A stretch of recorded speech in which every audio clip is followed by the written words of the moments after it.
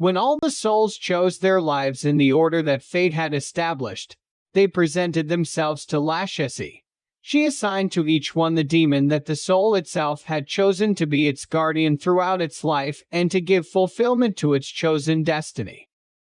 The demon first led the soul to Cloto to ratify, under his hand and the whirling of the spindle, the fate it had chosen after the drawing of lots. Having touched the spindle, the demon would then lead her to the plot that Atrope to make the destiny immutable once spun. From here, without turning around, the demon and the soul would go under Anank's throne and pass to the other side. Every soul, by incarnating, merely enacts a destiny already chosen and mapped out, a destiny that, in potency, is already present, immutable, and that the individual's birth, his descent into the body, merely reifies and vivifies. This is what the myth of asserts, providing a peculiar answer to some of the existential questions that have always tormented men in search of a secret key to understanding the occult meanings of their living. The key Plato gives is this: after death, every soul is destined to reincarnate, choosing, in a place beyond space and time, the fundamental characteristics of what will be its new earthly life. And the very choice of the life to come is paradigmatic of the ambiguous but linear duplicity of destiny. In the choice, in fact, free will and necessity come together until they coincide, to the point that each person chooses freely the very life, that and only that, to which he or she was predestined. In a game of concentric designs in which causality and teleology are dispersed toward the infinity of two opposite or converging horizons. 2 millennia later, the myth of becomes relevant again through the reinterpretation of it by American psychologist and psychiatrist, or rather, anti-psychiatrist James Hillman in his acorn theory. Hillman rejects the most common currents in psychology that each of us is simply the result of a series of interactions between genetic data inscribed in DNA, family upbringing, and social environment. Today's dominant paradigm for interpreting individual human lives, namely the reciprocal interplay between genetics and environment, omits one essential thing: that particularity within us that we call me. If I accept the idea that I am the effect of an imperceptible dribble between hereditary and social forces, I reduce myself to a mere result. The more my life is explained on the basis of something that is already in my chromosomes, something my parents did or omitted to do, and in light of my early years now long gone, the more my biography will be the story of a victim. The life I live will be a script written by my genetic code, by ancestral inheritance, by traumatic happenings, by my parents' unconscious behaviors, by social accidents. Deeper down, however, we fall victim to academic psychology, scientific psychology, even therapeutic psychology, whose paradigms do not satisfactorily explain and address, which is to say ignore the meaning of vocation, that fundamental mystery that lies at the core of every human life: destiny, character, innate image, the things that, together, substantiate the acorn theory. The idea, that is, that each person is the bearer of a uniqueness that demands to be experienced and is already present before it can be experienced. According to Hillman, it is not chromosomes, then, nor family, education, nor society that shape the individual by channeling his or her life within certain tracks. The tracks of those same tracks were in fact already being plowed by the soul before incarnation. Exactly as Plato argued, each person comes into the world because he is called. The idea comes from Plato, from the myth of that he places at the end of his best-known work, The Republic. In short, the idea is as follows. Before birth, the soul of each of us chooses an image or design that we will later live on earth, and receives a companion to guide us up here, a daimon, which is unique and typical of us. However, in coming into the world, we forget all this and believe that we come to it empty. It is the Daimon who remembers the content of our image, the elements of the chosen design. It is he, therefore, who is the bearer of our destiny. According to Plotinus 205-270 d. the greatest of the Neoplatonic philosophers, we have chosen for ourselves the body, the parents, the place and the life situation suitable for the soul and corresponding, as the myth tells us, to its need. As if to say that my life situation, including my body and my parents whom I may now wish to repudiate, was deliberately chosen by my soul, and if the choice now seems incomprehensible to me, it is because I have forgotten. The apparent randomness or necessity that characterizes life, the destiny of each person, then, are nothing more than vocations, tasks to which we have consciously drawn ourselves, even if we are now unaware of them. And, toward these trials we have chosen for ourselves, we are driven by an unseen force that we can perhaps oppose only seemingly or momentarily, but never resist to the end, for it is impossible to go against one's destiny. One or more ideas that can be traced back to this Platonic insight have run, often subterraneously, through many traditions of Western thought, as Hillman himself acknowledges. There has been a search for centuries for the most appropriate term for this kind of vocation, or calling. The Latins speak of our genius, the Greeks of our daemon, and the Christians of the guardian angel. The Romantics, Keats for example, said the call came from the heart, while Michelangelo's intuitive eye saw an image in the heart of the person he was sculpting. The Neoplatonists spoke of an imaginal body, ashima, which carries us like a vehicle, which is our personal support or sustainer. Some refer to the goddess Fortuna, some to a genie, a bad seed or evil genie. For the Egyptians it could be the Ka or Ba, with whom one could converse. Conceptions of life as the fulfillment of an already written destiny, of fate as the disembodied soul's necessary choice, by the existence of forces often personified that compel the soul to follow its own destiny and choices, are all ideas traceable even in Eastern philosophies from their earliest days. In Hinduism, for example, there is talk of a spiritual principle called the jiva, which, as in Plato, pre-exists physical individual life, and is the repository of man's existential path. In India, the most widespread belief about the ego, the individual, is, at first glance comparable to that expressed in Christian catechisms. Man is composed of a material body and an immortal soul. However, the jiva, the vital principle that survives the body, as the Indians understand it, differs quite a bit from the soul and has a different role. While the soul, for Western belief, is born with the individual, the jiva, much more important than the human body, precedes the physical form and appears in the world with the birth of the human being. In fact, he has existed for an inconceivable period of time, and has traveled, from reincarnation to reincarnation, until he appeared on earth in human form. The nature of the human condition that befalls him is not a fluke. It is the result of a series of causes inflexibly consequent upon their effects. These causes are the physical and mental acts performed, in the past by the bodies of the individuals whom the jiva has subsequently inhabited. The life principle, therefore, exists before physical life and, just like an acorn that contains in itself in potency the oak, it too carries within it the character and vicissitudes that will characterize earthly existence. Such character and vicissitudes, in India as in Plato, are determined by what the soul has accomplished in the previous life. This is not so much a matter of reward or punishment as a lesson. In fact, the soul, in the course of the life to come, will go on to learn to improve itself what in previous lives it proved unable to learn.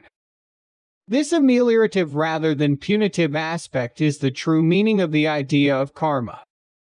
The conception of karma is surely one of the basic tenets of Hindu and, later, Buddhist thought. The law of karma in the moral world corresponds to what in the physical world is the law of uniformity. It is the law of conservation of moral energy. According to the principle of karma, there is nothing uncertain or arbitrary in the moral world. We reap what we have sown. Good seed brings good fruit. Bad seed, bad fruit. Every action, no matter how small, produces effects on character. Man knows that some tendencies to action that now exist in him are the result of conscious or intelligent choice on his part. Conscious actions tend to become unconscious habits, and it is natural that the unconscious tendencies we find in ourselves should be regarded as the effect of past conscious actions. We can no more arrest the process of moral evolution than we can arrest the flow of the tides or the course of the stars. Attempting to override the law of karma is as futile as trying to jump over one's own shadow. It is a psychological principle that our lives carry within them, a record that time cannot confuse nor death erase. Man becomes virtuous by good works and wicked by bad. Man is a creature endowed with a will. According to what he believes in this world, so it will be after his departure. The reward of action produces samsara with birth and death, without beginning and without end. The theory of karma embraces humans and gods, animals and plants. What binds us to the chain of births and deaths is not action as such, but selfish action. At a time when the individual was always ready to shirk responsibility for what he did by dumping it on providence, the stars or some other being, the doctrine of karma affirmed that man chains himself from himself. What hangs over us is not a dark fate, but our past. Man then is the fruit of the seed of karma, Indian thought, in the same terminology, is approached here by Hillman's acorn theory, according to which all life is the sprouting of a seed that is present before life. Not dissimilar in this regard is Buddhist thought, according to which man's illusory self is composed of the so-called 5 skandhas or attachment groups, but also of something ineffable transcendent to them. The Buddha calls the body, sensation, perception, mind activities and consciousness, which we can grasp as the totality of everything, the psychophysical whole that constitutes human individuality, the 5 attachment groups. The process of birth consists precisely in the interaction, that is, the becoming of these 5 groups with the body, as their basis. The daimon is thus destiny, life choice. Daimon as destiny, then. This is the primary meaning of that acorn from which each of us unravels our existence. A destiny that everyone stores in the soul before being born. Each life is formed by its own image, unique and unrepeatable, an image that is the essence of that life and that calls it to a destiny. As a force of fate, the image serves as our personal genius, our companion, and a mindful guide to our calling. The daimon is endowed with foreknowledge, not of the particulars, perhaps because it does not have the power to manipulate events, to conform to the image and fulfill the calling. Its foreknowledge, therefore, is not perfect but limited. Rather, it concerns the general meaning of the life in which it is embodied. Moreover, the daimon is immortal in the sense that it never leaves us and cannot be dismissed by the explanations of us mortal. From there, without turning back, the soul passed to the foot of the throne of necessity Ananke, or as some translate of the womb of necessity. It is unclear from the text exactly what the claras dropped at the feet of the souls, so that each could choose its own. The term kleros can have 3 closely related meanings. A piece of land, such as our plot of land, and by extension, B space, the part allotted in the general order of things, and c. inheritance, that which by right comes to us as heirs. I interpret the clarify of myth as images, since each of them is particular and summarizes the style of a whole destiny. The soul will intuitively perceive an image that embraces the whole of a life all at once, and it will choose the image that attracts it. Here is the one I want, which is my rightful inheritance. My soul chooses the image that I experience. The Platonic text calls this image of life paradigma, pattern, as it is usually translated. So what I receive is the image that is my inheritance, the portion assigned to me in the world order, my place on earth condensed into a pattern that has been chosen by my soul, because in the equations of myth time does not enter. Unraveling that image takes a lifetime. Even if it is perceived all at once, it is understood only slowly, so that the soul possesses an image of its destiny, which time can only make manifest as future. May future therefore be another name for destiny, and our concerns about the future. Fantasies of destiny. Plotinus, the greatest of the philosophers of Neoplatonism, summarizes the Platonic myth as follows. The fact of coming into the world, of entering this particular body, of being born of these particular body, of being born of these parents and in such a place, and in general what we call the external conditions of our life one. All events form a unity and are as it were woven together. Each soul is guided by the Daimon to that particular body and place, to those given parents and conditions of life, by the force of necessity, but we have not the slightest inkling of all this, because its memory has been erased in the plane of oblivion. Not only in Plato and later Hillman but throughout Asia, one can find a philosophy that destiny, both individual, microcosmic, and universal, macrocosmic, is the expression of an already written delineated history, moved by principles of harmony that are anything but random. Besides, if there is a destiny, a design for the individual, it is only because there is a destiny, a design for the whole. The inheritance, the individual's portion of destiny, represents his part in the great order of the universe. The whole and the particular, the individuals, move under the banner of synchronic harmony. This Chinese thought had already intuited over 3,000 years ago, as Carl Gustav Jung pointed out in his introduction to the I Ching, the millennia-old and oracular Book of Changes. Our science is based on causality, and the latter is considered axiomatic truth.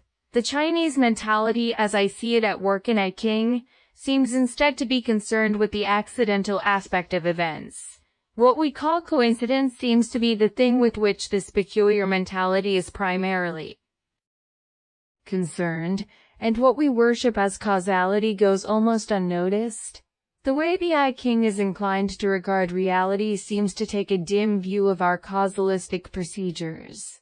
The object of interest seems to be the configuration that accidental events form at the time of observation, and nothing at all. The hypothetical reasons that apparently account for the coincidence. While the Western mindset carefully separates, weighs, chooses, classifies, isolates, etc., the Chinese image of the moment contains every detail down to the most minute absurd detail, because the observed instant is the total of all the ingredients. It so happens that when it happens that one tosses the coins or counts the 49 stems of millefeuille, these causal details enter the picture of the instant of observation, forming a part of it insignificant to us and yet full of meaning to the Chinese mentality. From us.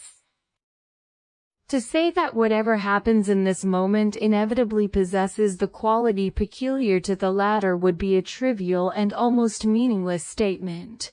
This is not an abstract argument. On the contrary, it is a very practical one. There are certain experts who, from the appearance, taste, and behavior of a wine, will be able to tell the site of its vineyard and its year of origin. There are antiquarians who will be able to inform us of the age, provenance, and maker of certain art objects or a piece of furniture with impressive accuracy. Considering such facts, it must be admitted that moments can leave long-lasting traces.